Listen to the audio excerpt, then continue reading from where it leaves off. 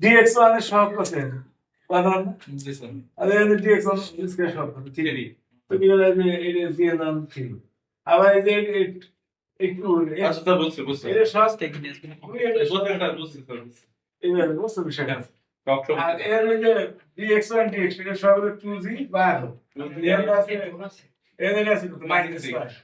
তাই তো জি sir understand তাই 1 2 যে c 1 2 সমান 2 1 zi যে সমান c এই তো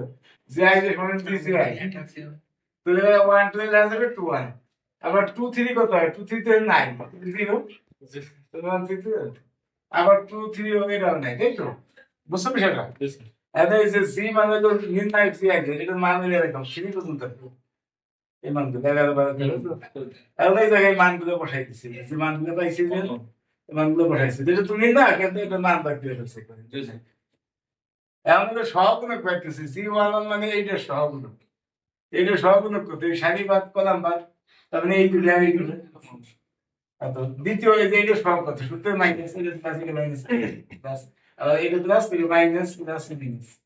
এরকম এটা মাইনাস এটা প্লাস আসে প্লাস মাইনাস প্লাস কত বছর আর সি ওয়ান টু কত হবে তুমি এই যে এই কলাম বাদ আর এই সারি বাদ তুমি এই বুঝছো না